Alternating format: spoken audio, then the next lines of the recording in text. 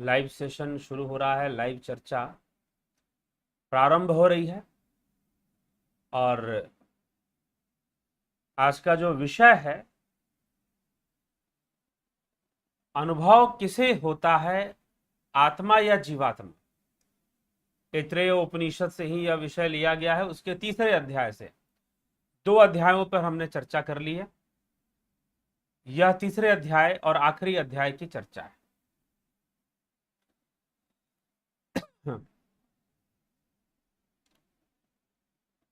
तो ऐत्रेय उपनिषद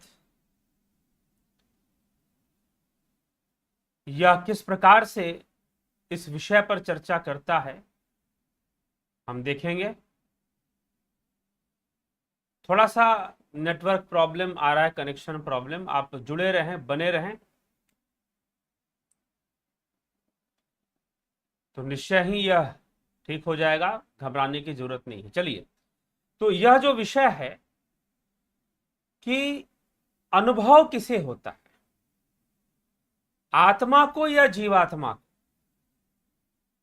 अनुभव करने वाली शक्ति कौन सी है, आत्मा या जीवात्मा। ठीक है,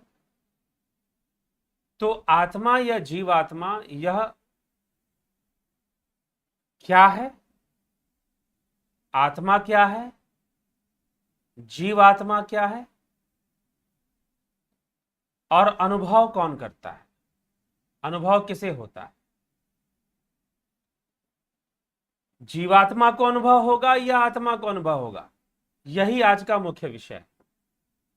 और यही मुख्य प्रश्न है ऐत्रेय उपनिषद में। और कई बार लोग भी इस बात को लेकर संशय में रहते हैं कि भाई ये जीवात्मा सब कुछ देख रहा है, कर रहा है, या आत्मा सब कुछ देख रहा है, कर रहा है। कौन देख रहा है, कौन कर रहा है, वास्तविक दृष्टा कौन है, वास्तविक अनुभव करता कौन है। ठीक है जी, तो आज इस विषय पर हम चर्चा करेंगे। तो यह विषय ऐत्रेय उपनिषद में इस पर प्रश्न है, और कई बार लोग इस पर प्रश्न करते ही रहते हैं। तो जानने का प्रयास आज स्पष्ट हो जाएगा। जैसे कि कई बार कहा जाता है, आपने सुना होगा कि कर्म तो जीव करता है, फल भी जीव ही भोगता है। इसका मतलब आत्मा कर्म नहीं कर रहा, यह भी मान लिया जाता है। तो बात सही है, आत्मा का तो कर्म नहीं होता, ना ही उसका कोई कर्म फल बनता है। लेकिन साथ में एक और तथ्य कि सर्वकर्ता तो वही है, सब कुछ करने वाला भी वही है। आत्मा को ही सर्वकर्ता मान लिया गया, सब कुछ करने वाला भी मान लिया, और फिर यह भी कह दिया गया कि कुछ करता भी नहीं, कुछ करता भी नहीं। जैसे श्री कृष्ण कह रहे हैं कि ना कर्म का, ना कर्म फल, और ना ही करता, इन तीनों का सृजन मैं नहीं करता।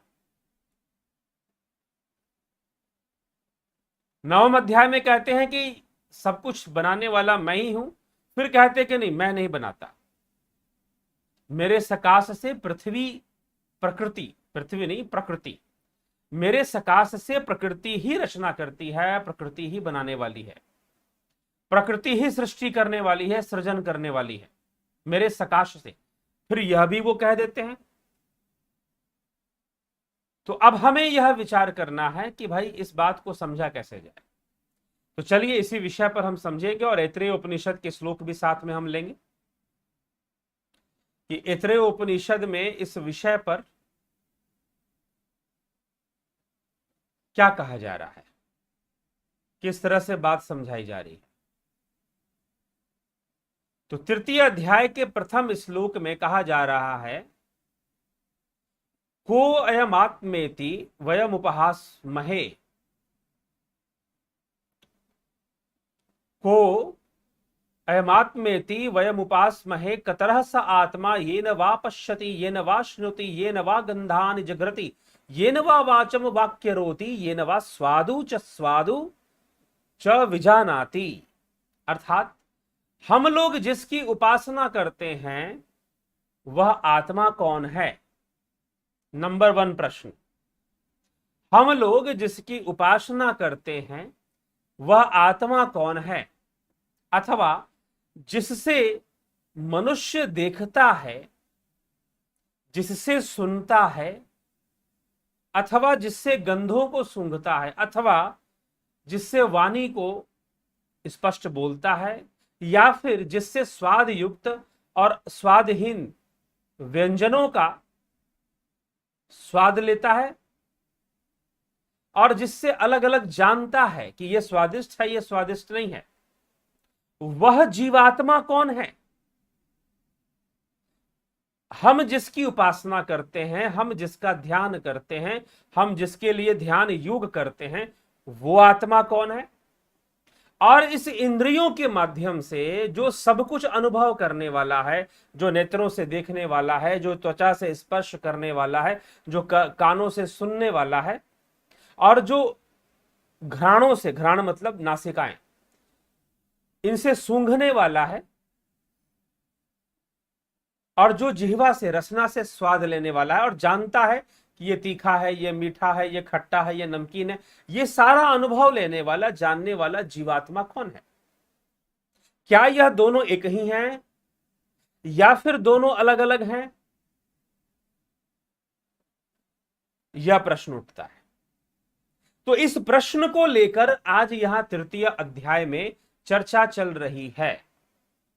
क्यों चर्चा चल रही है? क्योंकि ऐतरेय उपनिषद प्रारंभ कहां से होता है आप याद कीजिए, नहीं तो दोबारा जाकर एक बार सुन लीजिए कि ऐतरेय उपनिषद का प्रथम और दूसरा व्याख्यान, पहले नंबर पर जो व्याख्यान था और जो दूसरे नंबर पर जो नंबर 2 लिखा होगा, ऐतरेय उपनिषद नंबर 2, उसको जरा फिर से सुन लीजिए। दूसरे व्याख्यान में पूरे सृष्टि क्रम को बताया गया है कि आत्मा की चेष्टा से सृजन हुआ, लोक बने, उन लोकों से फिर लोकपाल बने। हिरण्यगर्भ पुरुष सबसे प्रथम लोकपाल हुए, ब्रह्मा जी को ही वो हिरण्यगर्भ पुरुष माना गया, और फिर उन्होंने उस हिरण्यगर्भ पुरुष सर्वप्रथम अंड के रूप में प्रकट हुए। वो अंड के फूटते ही उसमें से सर्वप्रथम उसके मुख से अग्निदेव प्रकट हो गए, नेत्रों से सूर्यदेव, मन से चंद्रमा, घ्राणों से वायुदेव, नासिका से वायुदेव प्रकट हो गए, कानों से दशों दिशाओं के देवता प्रकट हो गए। तो इस प्रकार से वहां वर्णन मिलता है। तो ये इंद्रियां प्रकट हो गई, इंद्रियों के देवता प्रकट हो गए, वास्तव में इंद्रियों को ही देवता माना गया है।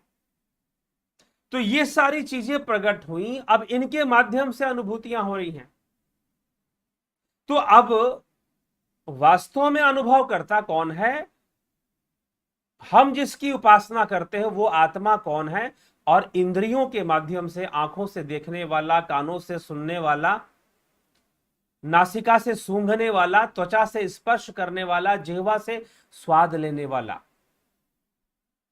वाचम वा करोति, मुख से बोलने वाला, स्वादु च अस्वादु च विजानाति सह आत्मा कतरह, वह आत्मा कौन है भाई?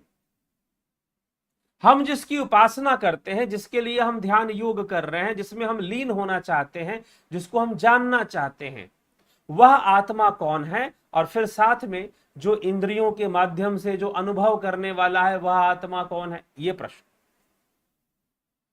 ये प्रश्न है। तो एक तर्क यह है कि सब कुछ करने वाला वह ईश्वर ही है, और साथ में दूसरा तर्क यह भी है कि वह कुछ भी नहीं करता, वह कुछ भी नहीं करता। अब इन दो बातों को एक साथ हमें आज के व्याख्यान में समझना है, ठीक?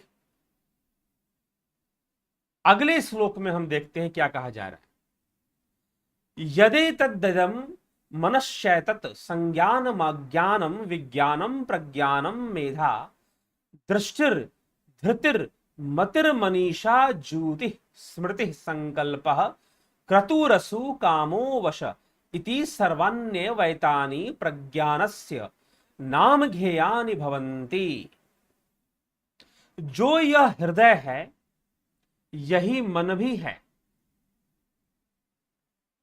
सम्यक शक्ति है, आज्ञा देने की शक्ति, विभिन्न रूप से जानने की शक्ति, तत्काल जानने की शक्ति, धारण करने की शक्ति, देखने की शक्ति, धैर्य करने की शक्ति, बुद्धि की शक्ति, मनन शक्ति, वेग और स्मृति की शक्ति, स्मरण शक्ति, संकल्प शक्ति, मनोरथ शक्ति, प्राण शक्ति, काम शक्ति, स्त्री प्रसंग की अभिलाषा।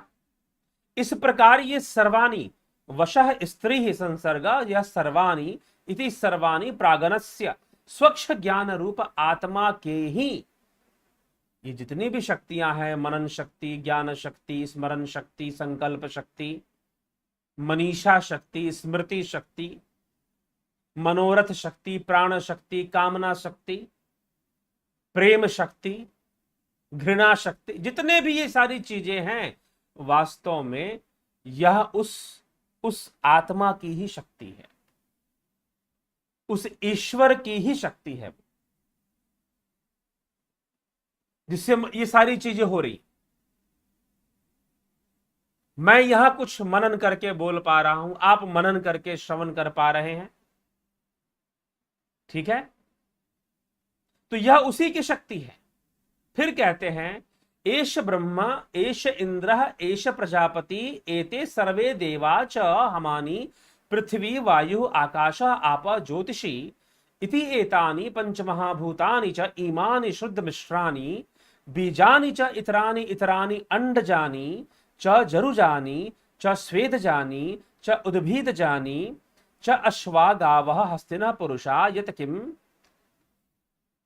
किम च इदम यत च पतति च जंगमम च स्थावरम प्राणि तत्सर्वं प्रज्ञानेत्रम प्रज्ञाने प्रतिष्ठितम लोकः प्रज्ञानेत्रः प्रज्ञा प्रतिष्ठा प्रज्ञानम ब्रह्म। अर्थात क्या कहा जा रहा है कि यह जो ब्रह्मा जो है और यह जो इंद्र है, ये जो प्रजापति हैं और यह जो देवतागण है, एते सर्वे देवा, जो समस्त देवतागण है, चचा ये पृथ्वी, वायु, आकाश, जल, अग्नि, ज्योतिष का तेज, ग्रहों का तेज, ये सब के सब, और पंच महाभूतानी, ये पांच महाभूत, च इमानी क्षुद्र मिश्राणी, और इनके छोटे छोटे मिश्रण, इनके मिश्रित होकर जो ये संसार बना हुआ है, वस्तुएं बनी हुई हैं, ये सब के सब अंडजानी च जारुजानी च स्वेदजानी च उद्भिदजानी च अश्वा गावः हस्तिना पुरुषा, ये सब के सब, और जो फिर जानवर, पशु पक्षी, जितने भी जो जरायुज हैं, जो अंडयुज, अंडे से उत्पन्न होने वाले, जेर से उत्पन्न होने वाले, स्वेदज, स्वेद से उत्पन्न होने वाले, उद्भिद, जमीन फोड़कर उत्पन्न होने वाले, अश्व, घोड़े, गायें, मनुष्य, ये जितने भी हैं, और यह जो जगत है, जो भी कोई पंखों से उड़ने वाले, जल में चलने वाले, अस्थावरम जमीन पे चलने वाले, जंगमम चलने फिरने वाले या स्थिर रहने वाले, ना चलने वाले, स्थावर जंगम हम जिसे बोलते हैं, वे सब प्रज्ञान स्वरूप आत्मा से शक्ति पाकर ही अपने अपने कार्य समर्थ होने वाले हैं, अपने अपने कार्य में समर्थ होने वाले हैं। उन प्रज्ञान स्वरूप आत्मा में ही स्थित है। ये संपूर्ण ब्रह्मांड उस प्रज्ञान स्वरूप आत्मा से ही ज्ञान शक्ति युक्त होता है और उसी में स्थित है। प्रज्ञान स्वरूप आत्मा ही इस स्थिति का आधार है। प्रज्ञान स्वरूप ब्रह्म ही इस स्थिति का आधार है, ऐसा कहा जा रहा है। कि वास्तव में अब इसका उत्तर दिया जा रहा है, क्योंकि प्रश्न क्या था? प्रश्न यह था कि वो आत्मा कौन जिसकी हम उपासना करते हैं, जिसके हम मोक्ष की कामना करते हैं, जिसको प्राप्त कर कर हम मोक्ष परम धाम में लीन होना चाहते हैं, कैवल्य की प्राप्ति करना चाहते हैं। वो आत्मा कौन, और दूसरा वो आत्मा कौन जो इन आंखों से देख रहा है, जो इन कानों से सुन रहा है, जो इसे त्वचा से अनुभव कर रहा है, जो नासिका से सूंघ रहा है, जिह्वा से स्वाद ले रहा है, जिसके अंदर मनन शक्ति, संकल्प शक्ति, प्राण शक्ति, कामना शक्ति, मनोरथ शक्ति, ये सारी शक्तियां जिसकी हैं, प्रज्ञान शक्ति, ये जितनी भी शक्तियां हैं वह सब उस आत्मा का आधार लेकर ही काम कर रही हैं। और तो और इसका उत्तर देते हुए कहा जा रहा है कि ब्रह्मा, इंद्र, पृथ्वी और जितने भी देवता, सर्वदेवानी, सर्वम देवा, इस श्लोक में शब्द प्रयोग हुआ सर्वदेवा, ये जो सारे देवता हैं और साथ ही साथ उद्भिज, अंडज, अंडे से पैदा होने वाले, जमीन से पैदा होने वाले, गर्भ से पैदा होने वाले, ये जितने भी जीव जंतु हैं, पानी में रहने वाले, थलचर, नभचर, जलचर, उभयचर, ये पानी और जमीन दोनों जगह रहने वाले, ये जितने भी जीव हैं, और इनके साथ फिर घोड़ा, गाय, मनुष्य, ऋषि मुनि, ब्रह्मा आदि देवता, सबके सब उस प्रज्ञान स्वरूप आत्मा में ही स्थित हैं।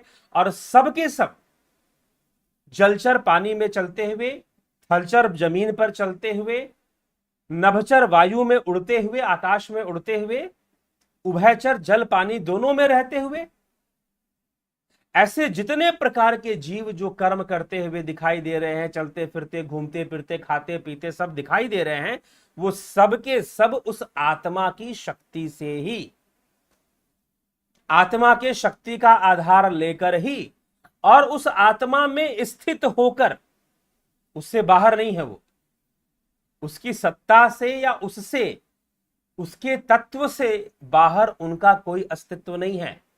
उसी तत्व में, उस मूल तत्व में रहते हुए, उसी में स्थित होकर ये सारी चीजों का अस्तित्व बनता है, इन सभी चीजों का अस्तित्व बनता है। इसीलिए अब एक यहां पर प्रश्न उठेगा कि मान लीजिए कि आपको आपने स्वादिष्ट भोजन किया, तो स्वाद का अनुभव किसने किया? अब यहां जो उत्तर दिया जा रहा है उसके अनुसार निश्चय ही वो आत्मा, हम जिस आत्मा को जानना चाहते हैं, आत्मज्ञान प्राप्त करना चाहते हैं, मोक्ष के लिए, निर्वाण के लिए, कैवल्य के लिए, हम जिस आत्मज्ञान को प्राप्त करना चाहते हैं, उस आत्मा की जो हम उपासना करना चाहते हैं, हम उपासना, वो आत्मा और जो आंखों से देखने वाला, कानों से सुनने वाला, वो एक ही चीज है, वो एक ही है। परंतु समस्या क्या है? अब बीच में जीव कहां से आ गया भाई? जीव का कॉन्सेप्ट कैसे आ रहा है? तो अरे भाई, अगर मान लो कि हिरण्यगर्भ पुरुष से जीव का निर्माण हुआ, फिर उस जीव ने ही भूख प्यास से युक्त होकर कहा कि मुझे कोई ऐसा स्थान दो जिससे कि मैं अन्न को प्राप्त कर अपने भूख प्यास को मिटा सकूं, तो उसे शरीर दिया गया। पहले घोड़े का शरीर, गाय का शरीर, उसमें संतुष्टि ना हुई, उसे मनुष्य का शरीर दिया गया। ऐसे हमने पहले भी इस उपनिषद में ऐसी चर्चा हम सुन चुके हैं, जो लोग रेगुलर बने रहते हैं वो सुने ही होंगे। तो यह अब जीव जो था, जो भूख प्यास से युक्त है, यह कौन है? और वो आत्मा कौन है जी? तो जीव का जो अस्तित्व है, जीव का भूख प्यास से युक्त होना और जीव के अनेकों कर्म करना, यह जितनी भी चीजें हैं, यह आत्मा के सकाश से है, आत्मा की शक्ति से ही सब कुछ है। इसीलिए जीव का जीवत्व भी तभी है जब आत्मा है, अन्यथा जीव का जीवत्व भी नहीं रह सकता। जीव का जीवत्व भी किस पर निर्भर है? आत्मा के अस्तित्व पर निर्भर है। अगर आत्मा नहीं तो जीव का जीवत्व भी नहीं। बल्ब रोशनी दे रही है, पंखा हवा दे रहा है, फ्रिज में हम ठंडा पानी पी रहे हैं फ्रिज से निकाल कर, एसी में बैठे हुए हैं, गर्मी का मौसम हुआ है, ये सारे उपकरण तभी हैं जब बिजली है। अगर बिजली ना होती तो इन उपकरणों का आविष्कार भी ना होता। अगर बिजली ना होती तो इन उपकरणों का आविष्कार भी ना होता। इसीलिए जीव अगर बन गया तो आत्मा है, इसीलिए जीव बन गया। अगर आत्मा ही ना हो तो जीवत्व का रहना असंभव है। ठीक है? तो इसलिए जीवात्मा और आत्मा से कंफ्यूज मत हो जाइए, कंफ्यूज मत हो जाइए। तो वास्तव में जो परम अनुभव करता है और सभी कर्मों का जो एक करता है, वह आत्मा ही है, वही सब कुछ करने वाला है। लेकिन अब आप क्या बोलोगे अच्छा, वही सब कुछ करने वाला है, वही ईश्वर है, तो फिर संसार में इतने पाप क्यों हो रहे हैं? सीधा सा प्रश्न। वो पापों को क्यों नहीं रोक देता? अब यहां पर क्या उत्तर मिलेगा आपको? जैसे गीता पढ़ोगे उत्तर मिलेगा, कृष्ण क्या बोल रहे हैं? ईश्वर कोई कर्म नहीं करता। अरे भाई, ये कौन सी बात हुई? चित भी मेरी, पट भी मेरी। सर्वकर्ता कौन? ईश्वर। कुछ भी नहीं करता वो भी ईश्वर। जब पूछा गया कि भाई ये सब करने वाला कौन है, ये सब करने वाला कौन है, तो उपनिषद कहते हैं कि आत्मा ही करने वाला है सब कुछ। उभयचर, जलचर, नभचर, ये जितने जीव जंतु जो कुछ भी कर रहे हैं, जितनी भी उनकी क्रियाएं हो रही हैं, सब वो आत्मा की शक्ति से, आत्मा के सकाश से ही हो रही हैं। तो सर्वकर्ता तो वही हो गया। लेकिन फिर संसार में पाप हो रहा है, कोई किसी को मार रहा है, कोई किसी पर अत्याचार कर रहा है, वो ये सब क्यों करवा रहा है? वो तो परमात्मा, उसको ऐसा नहीं करवाना चाहिए।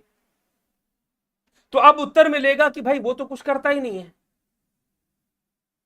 वो तो कुछ करता ही नहीं है। बड़ी विचित्र बात है, तो उलझा के रख दिया। चित भी मेरी, पट भी मेरी, सब कुछ करने वाला भी वही और कुछ ना करने वाला भी वही। ये तो भाई, ये तो अन्याय हो जाएगा फिर।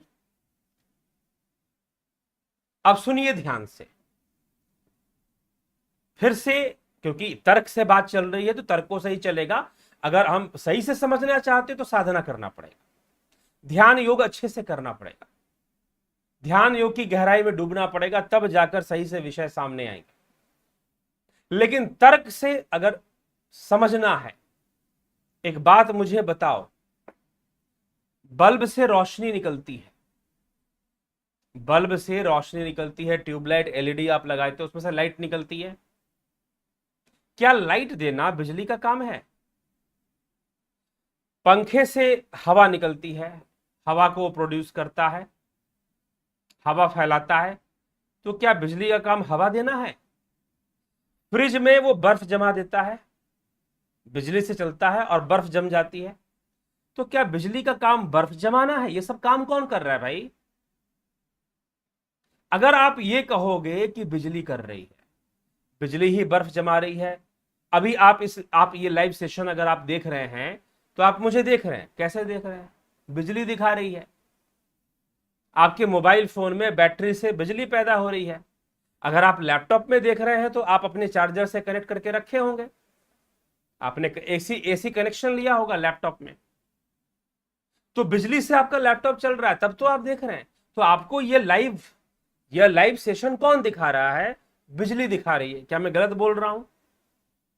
अब बिजली टीवी भी दिखा रही है, बिजली कपड़े प्रेस कर रही है, बिजली पानी गर्म कर रही है, बिजली खाना बना रही है, बिजली हवा दे रही है, बिजली आग भी पैदा कर रही है, बिजली रेफ्रिजरेटर में बर्फ भी जमा दे रही है, एसी से ठंडा ठंडा हवा भी फेंक दे रही है।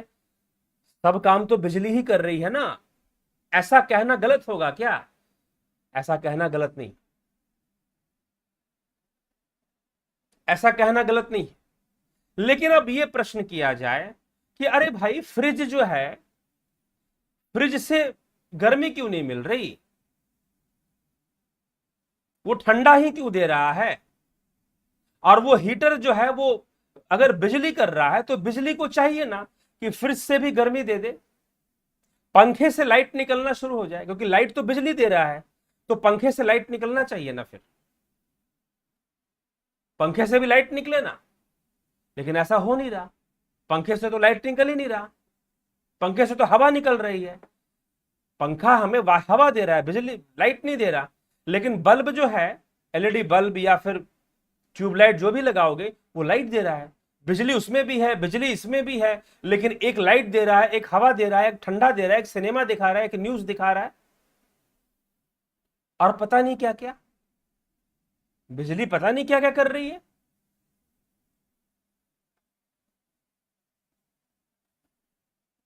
तो ये सब क्या बिजली हवा दे रही है क्या? बिजली लाइट दे रही है क्या? जी नहीं, बल्ब लाइट दे रहा है। आप कहोगे पंखा हवा दे रहा है। अब बिजली सब कुछ कर भी रही है और बिजली कुछ नहीं भी कर रही। बिजली सब कुछ कर भी रही है और वो कुछ नहीं भी कर रही है। अगर बिजली का काम होता हवा देना, बिजली का काम होता बर्फ जमा देना, रेफ्रिजरेटर के अंदर फ्रीजर में बर्फ को जमा देना, अगर बिजली का काम होता टीवी में सिनेमा दिखाना, टीवी में या फिर अपने लैपटॉप मोबाइल में आप ये वीडियो देख पा रहे हैं, लाइव सेशन देख पा रहे हैं, यह भी तो बिजली ही दे रही है ना। अगर बिजली का काम सिनेमा दिखाना, बिजली का काम वीडियो दिखाना, गाने सुनवाना, टाइम बताना, कपड़े प्रेस करना, कपड़ों को वॉशिंग मशीन में धो देना, अगर ये सब बिजली का ही काम था, बिजली का ही तो है, क्योंकि बिजली के बिना संभव नहीं है ये सब, बिजली के बिना ये सब संभव नहीं है। लेकिन क्या बिजली कर रही है? तो एक उत्तर ही है, बिजली कुछ नहीं कर रही है। तो वो सब कुछ कर भी रहा है और वो कुछ नहीं भी कर रहा है। क्यों? क्योंकि वो भावातीत है, वो अनइंटेंशनल है, अनइंटेंशनल। उसकी पावर क्या है? अनइंटेंशनल है। ध्यान से सुनिए, atma has no intentions, no intentions. इसीलिए श्री कृष्ण भगवान ने कहा कि श्रीमद् भगवद गीता में कि जीवन में दुख आए तो ऐसा समझो कि प्रकृति ने दुख दिया, जीवन में सुख आए तो ऐसा समझो कि प्रकृति ने ही सुख दिया। और जो ऐसा समझता है वो बुद्धिमान पुरुष है, जो ऐसा समझता है वह बुद्धिमान पुरुष है। क्योंकि ना तो मैं किसी को सुख देता हूं, ना ही मैं किसी को दुखी करता हूं। मैं तो परमानंद का साधन हूं, परम धाम का साधन हूं। जिसको परम धाम चाहिए मेरी शरण में आओ। ना तो वो किसी को सुख देता है, ना किसी को दुख देता है, और देने वाला वो भी है। ठीक है, आप चाहो कि हीटर के अंदर, आप चाहो कि आपके माइक्रोवेव ओवन के अंदर बर्फ जम जाए। खाना बनाने के लिए लोग माइक्रोवेव ओवन खरीदते हैं। तो माइक्रोवेव ओवन में आप बर्फ जमा दो। आप सवाल करो कि भाई इसमें भी बिजली, उसमें फ्रिज में भी बिजली, फ्रिज में अगर अगर फ्रिज भी बिजली से चलता है, फ्रिज में बर्फ जमता है, तो इसमें भी बर्फ जमना चाहिए ना। माइक्रोवेव ओवन में भी बर्फ जमना चाहिए, क्योंकि बिजली का काम है बर्फ जमाना। तो भाइयों, बिजली का काम बर्फ जमाना नहीं है, बिजली का काम हवा देना नहीं है, बिजली का काम रोशनी देना नहीं है। लेकिन सत्य यह भी है कि ये सारे काम बिजली ही कर रही है। तो पाप करवाना आत्मा का काम नहीं है, पाप करवाना आत्मा का काम नहीं है, पुण्य करवाना आत्मा का काम नहीं है। लेकिन सत्य यह भी है कि कोई कुछ भी कर रहा है तो उस आत्मा की शक्ति से ही कर रहा है। अगर पाप भी कर रहा है तो आत्मा की शक्ति से, पुण्य भी कर रहा है तो उसी की शक्ति है। बस एक भ्रम है जिसे अहंकार कहते हैं। एक भ्रम है जो पूरे सिस्टम का केंद्रीकरण कर देता है, केंद्रित कर देता है। जैसे रोबोटिक्स होता है ना, रोबोटिक्स के अंदर एक सिस्टम है, उसका एक मदरबोर्ड है, या फिर लैपटॉप है आपका, उसका मदरबोर्ड है, जहां से सारी चीजें कंट्रोल हो रही। वो मदरबोर्ड ही उसका ईगो है, अहंकार है उसका। उसी का आधार लेकर सारा डाटा स्टोर हो रहा है। जैसे कि चित्त में, स्मृति में, इस मनुष्य रूपी कंप्यूटर के स्मृति में, चित्त में सारा डाटा स्टोर है जी, वो काम कर रहा है। लेकिन सकाश किसका है? उस आत्मा का ही सकाश है। पाप करेगा वो फल वही भोगेगा, पुण्य करेगा वही भोगेगा, वो अहंकार भोगेगा। वह जीवत्व बोध भोगेगा। सुख दुख उसके लिए, आत्मा के लिए ना सुख है ना दुख है। सर्वकर्ता वही है और निःकर्ता भी वही है। क्योंकि बिजली का कोई इंटेंशन नहीं है कि वो फ्रिज में बर्फ जमा दे, बिजली का कोई इंटेंशन नहीं है कि वो टीवी में सिनेमा दिखा दे, बिजली का कोई इंटेंशन नहीं है कि वो माइक्रोवेव ओवन में खाना बना दे। बस वो तो है, अब ये मत सोच लेना कि जैसे बिजली है बिल्कुल आत्मा भी वैसे ही है, जी नहीं। बस मैं एक समझाने के लिए एक संकेत दे रहा हूं, एक उपमा दे रहा हूं बिजली का। आत्मा तो सर्वव्यापी एक ही तत्व है, सब कुछ जड़ भी उसी से बना, चेतन भी उसी से बना। तो तर्कों से सब बात समझ में नहीं आएगी, साधना, ध्यान योग करना पड़ेगा, ध्यान योग की गहराई में जाना पड़ेगा, साधना करनी पड़ेगी, ठीक है।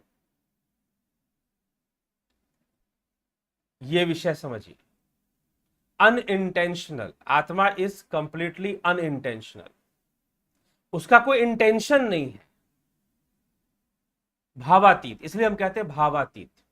त्रिगुण रहितम भावातीतम सतगुरुत्तम नमामि। यहां पर गुरु के लिए भी, सतगुरु के लिए भी कहा जा रहा है कि त्रिगुण रहितम भावातीतम, जो भावनाओं से परे, और त्रिगुण, तीन गुणों से परे, सतोगुण, रजोगुण, तमोगुण से परे, प्रकृति की विषमता से परे, जो समता है, जो ब्रह्म स्वरूप है, जो प्रज्ञान स्वरूप है। इसीलिए इन 4 श्लोकों में, ऐतरेय उपनिषद के तीसरे 4 श्लोकों में यही तो कहा गया। पहला प्रश्न रख दिया गया कि भाई जिसकी हम उपासना करते हैं वो आत्मा कौन, और जो आंखों से देखने वाला, नासिका से सूंघने वाला, मुख से बोलने वाला, त्वचा से स्पर्श करने वाला, कानों से सुनने वाला, यह आत्मा कौन, जिह्वा से स्वाद लेने वाला, यह आत्मा कौन, मनन करने वाला, चिंतन करने वाला, प्राण शक्ति से मनोरथ शक्ति, कामना शक्ति, चलाचल शक्ति, इन सब से संपन्न आत्मा कौन, ये कौन कर रहा है। तो तीसरे श्लोक में कहा गया ये सब उसी के प्रज्ञान से, प्रज्ञान स्वरूप वह आत्मा ही है जिसमें सब स्थित है, और जिसके प्रकाश से सब कुछ हो रहा है, जिसके सकाश से सब कुछ हो रहा है, वह एक ही आत्मा, उसी से सब कुछ हो रहा है, और सब कुछ, सारा ब्रह्मांड उसी में समाहित है।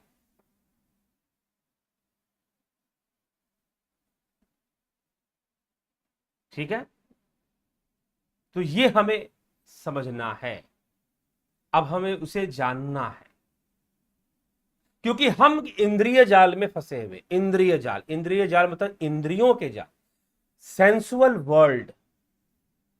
माया क्या है? माया कुछ भी नहीं, सेंसुअल वर्ल्ड इज माया।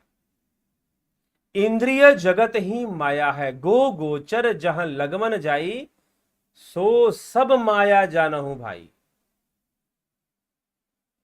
रामचरितमानस गोस्वामी जी लिखते हैं, गो गोचर जहां लगमन जाई, सो सब माया। जहां जहां इंद्रियां जाती हैं वो सब माया, क्योंकि सत्य नहीं दिखाई दे रहा। इल्यूसिव एक्सपीरियंसेस हैं, इल्यूसिव परसेप्शंस हैं, क्योंकि सेंस ऑर्गन की लिमिटेशंस हैं। क्या है? सेंस ऑर्गन्स की लिमिटेशंस हैं। हमारी आंखों की एक लिमिटेड पावर है देखने की, कानों की लिमिटेड पावर है, तो वास्तविकता यह ना देखती है, वास्तविकता ना यह सुनती है।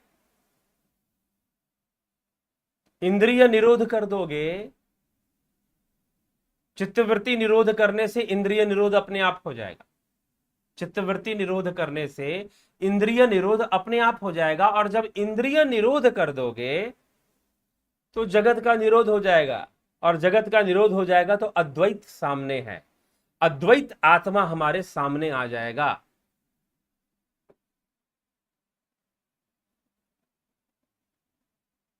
ठीक, अद्वैत आत्मा हमारे सामने आ जाएगा। ठीक है, तो ये चीज,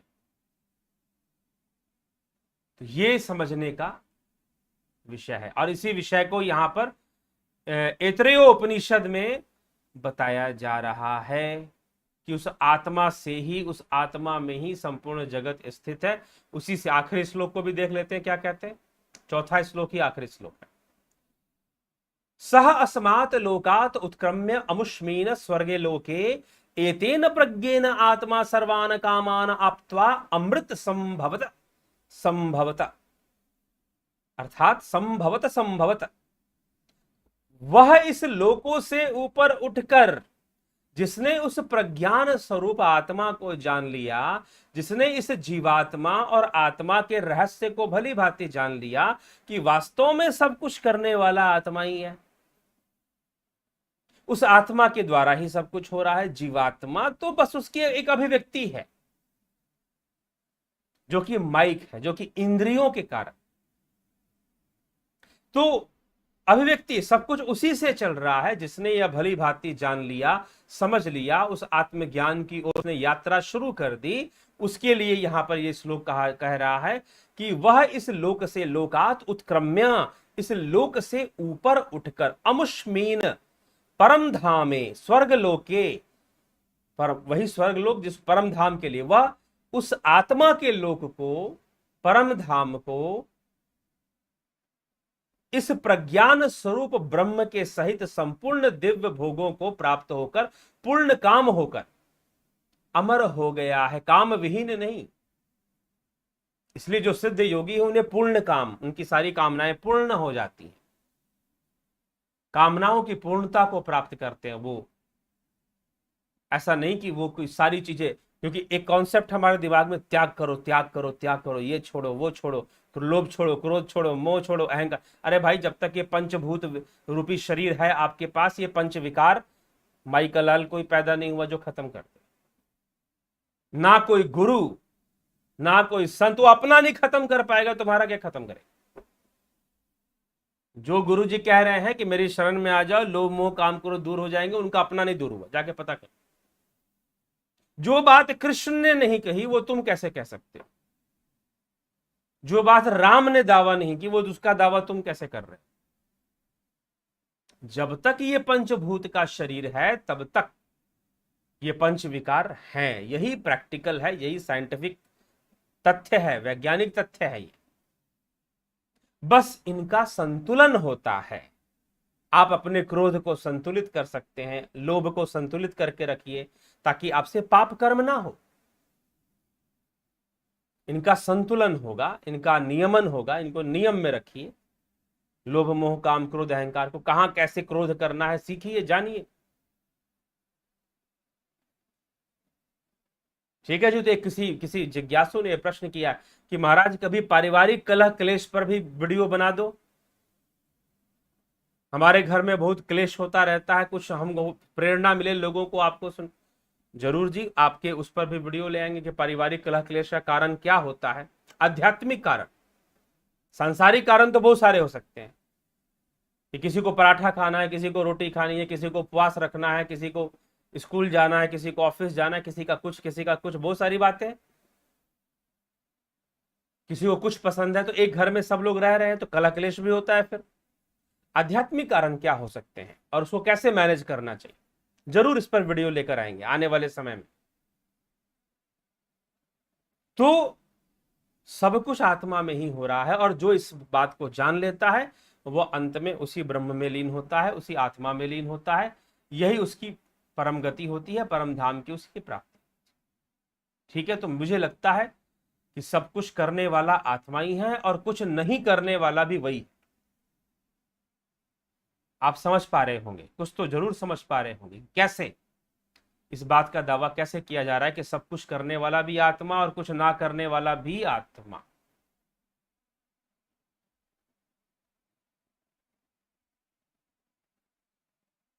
ठीक जी, ये आप अच्छे से इसको समझ लें। चलिए ठीक है, व्याख्यान हुए और आपके कमेंट्स पे चलते हैं। गोपाल शर्मा जी प्रणाम सदगुरु जी, अभिनंदन आपका। गोपाल शर्मा जी, स्मिता सावंत जी, संगीता जैन जी अभिनंदन है। अभिषेक कुमार जी, जगत नारायण जी, सुशांता दास जी, अनिल कुमार जी, संजय कंबाड जी अभिनंदन। राजू पाल जी, विक्रम सिंह जी अभिनंदन सबका। ब्रह्मपाल कुमार जी, रूपलाल जी, विश्वकर्मा जी अभिनंदन। शांति मोहंती जी, experience happens to jiva but atma due to wrong attachment with जीवा also suffers, आत्मा can't suffer, आत्मा never suffer। विश्व यात्री, क्योंकि सफरिंग इज ए भाव, लाभ हानि होना एक भाव है, पीड़ित होना भी एक भाव है। आत्मा भावातीत है, तो ना उसके लिए पाप है, ना उसके लिए पुण्य है, ना उसके लिए पीड़ा है, ना उसके लिए शरीर का कोई आनंद है, ये समझना पड़ेगा। किरण शर्मा, योगेंद्र पंडित, सरोज कृष्णानी जी, राम निवास मीना जी, जय श्री कृष्ण। मनीष पटेल जी, ओम जी, वैजनाथ कुशवाहा जी, अभिनंदन। चंद्रभान गहलावत जी, नमन। ठीक है जी। कांग्रेगेशन स्वामी जी, फैंटास्टिक, अच्छी बात है। चंदन कुमार, राधे राधे गुरु जी। Kamlesh Upadhyay ji, thank you. संकल्प मिश्रा जी, झमकराज थापल्याय जी, हरिओम जी, हरिओम। धर्मेंद्र चौहान जी, ओम शिव, ओम नमः शिवाय, ओम हर हर महादेव, ओम शिव, हरिओम। ईश्वर प्राप्ति, गुरु ईश्वर की आज्ञा से अपने शिष्य को अपने स्पर्श मात्र से ही गुरु अपने प्रज्वलित ईश्वर के प्रकाश ब्रह्म ज्ञान या अंतिम ज्ञान को अपने शिष्य से कैसे संचारित कर देते। ब्रह्म ज्ञान का नहीं संचार होता बंधु, मार्ग मिलता है, ब्रह्म ज्ञान का नहीं होता कुछ। ब्रह्म ज्ञान आप स्वयं ही प्राप्त करते हैं, कोई गुरु आपको ब्रह्म ज्ञान नहीं दे सकता। आप गुरु के बताए हुए मार्ग पर चलते हुए ब्रह्म ज्ञान को प्राप्त कर सकते। अश्विनी चौधरी जी, जैसे स्वामी युक्तेश्वर जी ने परमहंस स्वामी योगानंद जी में किया था, ठीक है। हमेंद्र, हाँ, वो मार्ग ही प्रशस्त किया था और मार्ग ही प्रशस्त होता है।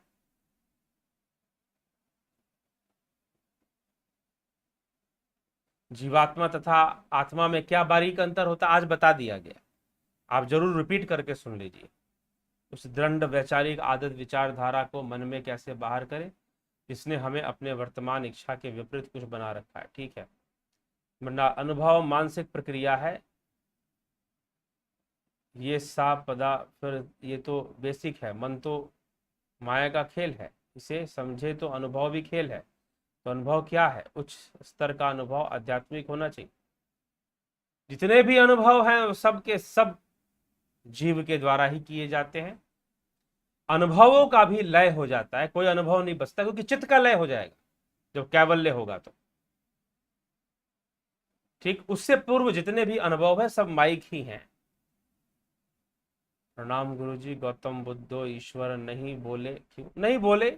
लेकिन किसी ऐसी सत्ता को उन्होंने मान लिया जिसे वो शून्य, बुद्ध ने नहीं कहा था। ये एक बात और ध्यान रखिए, जितनी भी बुद्धिस्ट फिलॉसफी आप पढ़ते हैं, शून्यवाद, विज्ञानवाद, ये सब बहुत बाद में विकसित हुए। हाँ, ये लोग त्रिपिटक का आधार लेते हैं, लेकिन स्पष्ट रूप से नहीं। ये दार्शनिक विचारधाराएं बहुत बाद में विकसित की गई। बुद्ध ने बस उपनिषदों की जो साधना थी, सच पूछिए तो उसे जनमानस तक पहुंचाया, गृहस्थ लोगों तक पहुंचाया। वो ध्यान योग, वो साधना जो कि मात्र आरण्यक किया करते थे, आरण्य में रहने वाले योगी ऋषि मुनि करते थे, बुद्ध ने उसे गृहस्थ लोगों तक पहुंचाया।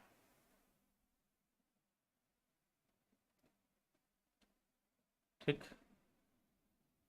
श्रीनिवास आंबरकर जी, कोटि कोटि प्रणाम जी। रचना जी, अश्विन चौधरी जी, स्मिता सावंत, अश्विन चौधरी। कैसे चैतन्य के ऊपर इच्छा बैठ जाती है तो मन बन जाता है, और चैतन्य के ऊपर इच्छा बैठ जाती है तो जीव, ये सब बातें ऐसे समझ में नहीं आई, बिना ध्यान योग किए समझ लेना। अभी तो फिर ऐतरेय उपनिषद ने बताया तो गया कि आत्मा ने चेष्टा की और चेष्टा से फिर हिरण्यगर्भ कई लोगों का को पैदा किया, फिर लोकपाल हिरण्यगर्भ पुरुष का निर्माण कर दिया। हिरण्यगर्भ पुरुष से अनेक जीव बनने शुरू हो गए। उन जीवों को भूख और प्यास से युक्त करने के कारण उन्होंने स्थूल देह में आना शुरू किया। सब बताया तो गया। ठीक, उसकी आत्मा है ही नहीं। ठीक है जी, चलो मत मानो। गुड्डी सोनी, जय श्री कृष्ण। संदीप मिश्रा, जय गुरुदेव। समर सोम भाई प्रजापति जी, गुड्डी सोनी जी, गुरु जी प्रणाम। ध्यान करते समय झटके क्यों आते हैं? नहीं आएंगे। ध्यान योग का कोर्स कीजिए, झटके नहीं आएंगे। ठीक है, झटके आने बंद हो जाएंगे। जयंती भाई पटेल जी अभिनंदन आपका। अर्जुन पाटिल जी अभिनंदन। भावु पटेल, अपूर्व विश्वकर्मा, रितिका चौधरी जी ओम तत्सत। क्षमा कीजिएगा, मैं ये आपसे ये प्रश्न कर रही हूँ कि को गुरु जी क्या आप ब्राह्मण कास्ट के? ये यहाँ का विषय नहीं, ये पर्सनल विषय है। आप कभी प्रश्न कीजिए, पर्सनली प्रश्न कीजिए, तो मैं आपको अपने बारे में इसका उत्तर दे दूंगा। और दूसरी बात कि श्री कृष्ण इसके बारे में गीता में क्या कहा गया कि गीता में चतुर्वर्ण के बारे में बताया हुआ है, क्षत्रिय कौन, वैश्य कौन। तो किस तरह से बताया हुआ, मैं भी उसी तरह से मानता हूं जो श्रीमद् भगवद गीता में इस विषय को मानता है। बाकी आप मुझसे प्रश्न जानना चाहते हैं तो आप व्यक्तिगत रूप से व्यक्तिगत प्रश्न कर सकते हैं, लेकिन ये प्लेटफॉर्म व्यक्तिगत प्रश्न के लिए नहीं है और ना ही व्यक्तिगत कुछ बातें बताने के लिए। अगर आपको कोई पर्सनल बात बतानी है मुझे लाइफ के बारे में, जीवन में किसी घटी हुई घटना या दुर्घटना, तो आप भी वो भी पर्सनली बताइए और पर्सनली ही पूछिए जो पूछना है। AK Jha ji English classes, Pratyusha Pawar ji अभिनंदन। जय मां Gayatri. AK Jha we know your we go to your teachings. Okay. Umesh Pandey ji अनुभव में नहीं, अपने घट की बात आप ही जाने, किसके घट में शरीर का भाव है वही जाने। चलिए जी, हार्टली थैंक्स। कानू भाई पटेल, एके झा, धर्मेंद्र शर्मा जी, ऋषि करीर जी अभिनंदन सभी का। मृत्यु के बाद मनुष्य के, हमेंद्र जी, मृत्यु के बाद मनुष्य के पाप और पुण्य का हिसाब किताब प्रकृति करती है या आत्मा? प्रकृति करती है, प्रकृति ही करती है, क्योंकि आत्मा को पाप पुण्य से मतलब नहीं। ठीक है, तो इसीलिए प्रकृति ही करती है सारा हिसाब किताब। प्रकृति की, इसलिए जितने भी देवता हैं वो प्रकृति की शक्तियां हैं। वायुदेव, अग्निदेव, तो यमदेव भी हैं, यमराज भी तो है, मृत्यु के भी तो देवता हैं। हिसाब किताब करने वाले, उनका काम है, वो करते हैं।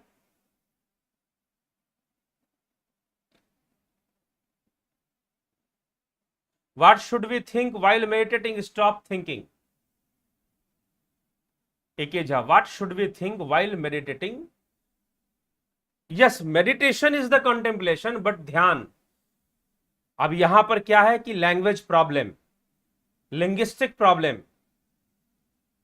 Meditation is not a correct word for dhyan. Meditation, this word is given by Edmund Husserl phenomenology. वहां पर मेडिटेशन की बात हजरल ने की है अपने फेनोमेनोलॉजी को समझाने में। Western philosophy, modern western philosophy अगर आप पढ़ेंगे, कंटेम्प्रेरी फिलॉसफी पढ़ेंगे, तो एडमंड हजरल ने मेडिटेशन को समझाया है। Meditation is a contemplation, dhyan is not a contemplation. ध्यान मतलब सोचना बंद, stop thinking, no thoughts, no thought waves. ध्यान मतलब नो थॉट वेव्स। पतंजलि योग सूत्र क्या कहता है? चित्त वृत्ति निरोधा, चित्त वृत्ति निरोधा, चित्त वृत्ति का निरोध, ये ध्यान है। ठीक है जी, कुछ मत सोचो, क्योंकि आप you are using the word meditation but your intention is to know about dhyan. So I am explaining in this way. The meditation is a different thing, dhyan is a different thing.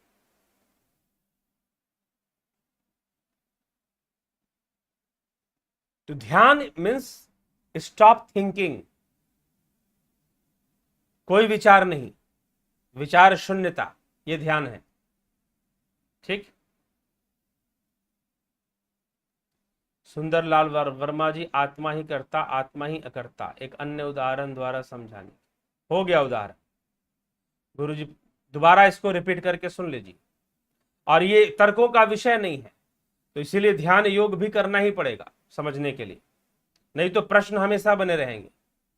प्रश्न हमेशा ही बने रहेंगे, प्रश्नों का अंत नहीं होने वाला. क्योंकि कचोरी मल के दुकान पर समोसे कैसे मिलते हैं, मिठाई लाल की दुकान पे जलेबी कैसे मिलती है, बैठे बैठे बतियाने से नहीं पता चलेगा, जाकर खाओगे तो पता चलेगा, जाकर खाओगे तो पता चलेगा। तर्कों से पता नहीं चलेगा, तर्कों से पेट नहीं भर जाएगा, रोटी खाने से पेट भरेगा। ठीक है, ये चीज है। तो इसीलिए ध्यान योग करना पड़ेगा, तब जाकर समस्या का समाधान होगा। दिनेश ठाकुर जी, गुरु जी, जिनको शास्त्रों और पूजा की विधि का पता नहीं है, उनके द्वारा श्रद्धा और प्रेम भाव से की हुई पूजा ईश्वर को साकार स्वीकार होती है। पूजा देवता स्वीकार करते हैं, देव पूजा स्वीकार करते हैं, वही उसके अधिकारी। तो निश्चय ही स्वीकार होती है। आप श्रद्धा भावना से करिए और आप नियम को जानिए, आप सिद्धांतों को जानिए। ठीक है, आप रटिए मत। देखो सुनो, आपको नवरात्रों की पूजा करनी है, अगर आप पूजा की का कॉन्सेप्ट समझते हैं और पूजा को आप सही से जानते हैं कि व्हाट इज पूजा, क्या है पूजा, अगर आप जानते हैं तो गरीब से गरीब आदमी भी पूजा कर सकता है। लेकिन अगर आपको कॉन्सेप्ट नहीं पता कि पूजा किसे कहते हैं, तो अमीर से अमीर होकर भी आप पूरा धन लगाकर भी, सारी सामग्रियां, कोई विद्वान पुरोहित पंडित को बुलाकर भी आपकी पूजा अधूरी रहेगी।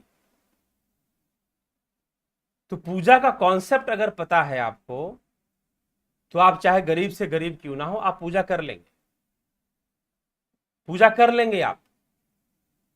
क्योंकि पूजा का नियम ही यही है कि तुमने जो भी अर्जित किया है या फिर जो भी तुम्हारे पास है, तुम उसी से अर्पण करोगे, अपनी श्रद्धा को अर्पण करोगे। तो अगर आप सही से पूजा का अर्थ और कॉन्सेप्ट समझते हैं तो आप कर लेंगे, गरीब से गरीब भी हो तो कर लेंगे, नहीं तो अमीर से अमीर होकर भी गलतियां हो जाएंगी। ठीक जी, गलतियां हो जाएंगी। तो यह भी एक अलग विषय हो जाएगा कि पूजा कैसे करनी चाहिए। ठीक है, तो कभी और व्याख्यान में अलग अलग देवी देवताओं की अलग अलग विधि, वो एक अलग बात है, लेकिन एक मूल कॉन्सेप्ट होता है, एक मूल विधि होती है पूजा की, वो समझना जरूरी। और पूजा नरक से मुक्ति का मार्ग है, इसलिए पूजा देवताओं की होती है। आत्मा परमात्मा जिसको आप कहते हैं, ब्रह्म कहते हैं, ईश्वर कहते हैं, उनकी पूजा नहीं होती, उनका तो ध्यान योग होगा।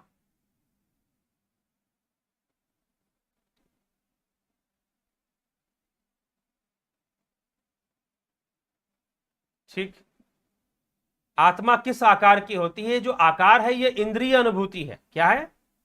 जो आकार है वो इंद्रिय अनुभूति है, और इंद्रिय अनुभूतियों के परे आत्मा है तो उसका कोई आकार नहीं होता बंधु। क्या वो निराकार होता है? निराकार भी नहीं, क्योंकि निराकार कहना भी बुद्धि का विषय है, निराकार कहना भी बुद्धि का विषय है। इसीलिए मांडुक्य कारिका चर्चा हो चुकी है, कुछ दिन पहले के वीडियो में जाइए, टाइटल बना हुआ है कि वो आत्मा ना साकार है, ना निराकार है, ना जन्मा है, ना अजन्मा है। इसलिए साकार निराकार का झगड़ा हमेशा के लिए बंद कर दो, खत्म कर दो। निराकार भी तो आदमी के दिमाग की उपज है, बुद्धि से ही तो बोल रहे हो, वाणी से ही तो बोल रहे हो, तो निराकार कैसे हुआ? साकार ही हो गया। फिर रही बात आत्मा इंद्रियों से परे है, तो उसका ना आकार ना निराकार, दोनों नहीं, माना ही नहीं जा सकता। ठीक है, ये आप स्पष्ट कर ले, पहली चीज। रही बात आकार की, तो उपनिषदों में हमारे चैनल पर आत्मा अंगुष्ठ मात्र है, इसके ऊपर भी वीडियो बन चुकी है। ज्यादातर वो प्रश्न किए जा रहे हैं जिन पर पहले ही वीडियो बन चुकी, तो अंगुष्ठ मात्र कहने का भी अर्थ बताया हुआ है। ठीक जी, चलिए। टेक बहादुर पाराजुली जी, अभिनंदन।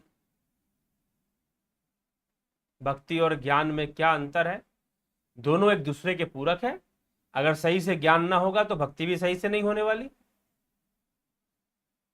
जैसे रोटी खाने से, दीपक जी, खाने से पेट भरेगा, वैसे ही भगवान सामने होंगे तब भगवान की बात समझ में। सामने होंगे मतलब, लेकिन जो इंद्रिय अनुभूति में नहीं आता वो इंद्रियों के सामने तो नहीं होगा, कोई मतलब नहीं है उसका।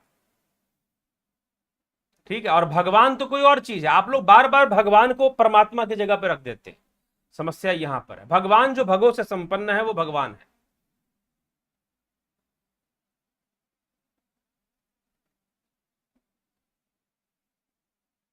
गुरुजी, सूक्ष्म शरीर भी स्थूल से बाहर निकलने पर अंडे नुमा ही दिखाई देता है, उसे ही हिरण्यगर्भ पुरुष कह सकते हैं। अंडे नुमा दिखाई देता है ऐसा तो नहीं है। स्थूल से बाहर निकलने पर बिल्कुल अंडे नुमा नहीं होता। जो आसक्ति होती है उस आसक्ति के वशीभूत ही उसका स्वरूप होता है। अंडे नुमा आप कल्पना कर सकते हैं, लेकिन जब वो शरीर छोड़ता है तब वह जीव वैसा ही होता है जैसी उसकी शरीर के प्रति आसक्ति होती है। अंडे नुमा यह प्रारंभिक अवस्था के बारे में बताया गया है, ठीक, ना कि मृत्यु में सूक्ष्म शरीर छोड़ने वाला। बहुत साधारण सी बात है मेरे ख्याल से, ठीक है।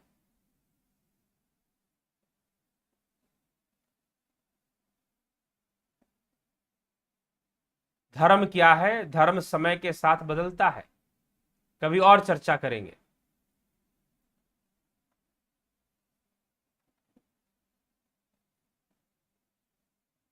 चलिए, कुछ प्रयास अभी से शुरू करना चाहता हूं, लेकिन समझ नहीं आ कि जरूर करो, जरूर करो, करना ही चाहिए। अटेंड कीजिए। 21 तारीख से युवाओं के लिए जो कार्यक्रम है निःशुल्क है, वो करिए। 18 से 29 साल के युवा ज्वाइन कर सकते हैं। आधार कार्ड अपना प्रोड्यूस करना पड़ेगा और अपना कुछ डिटेल देना पड़ेगा, बस ज्वाइनिंग हो जाएगी। व्हाट्सअप मैसेज कीजिए, हो जाएगा। तो चलिए विराम देते हैं इसी के साथ आज की इस सभा को। कल फिर एक नए विषय के साथ, नई चर्चा के साथ, उपनिषदों अध्यात्म पर आधारित नई चर्चा के साथ हम चर्चा करेंगे। ऐतरेय उपनिषद का एक विषय लेकर कल फिर से आएंगे। उस पर आप जरूर ही आइए और चर्चा कीजिए। प्रश्न बहुत है, कमेंट आपके बहुत हो सकते हैं, परंतु अब आप कल आपको प्रश्न पूछने होंगे। समय की मर्यादा का ध्यान रखते हुए अभी यहां पर इस व्याख्यान को विराम देंगे। बहुत बहुत आभार आप सभी का।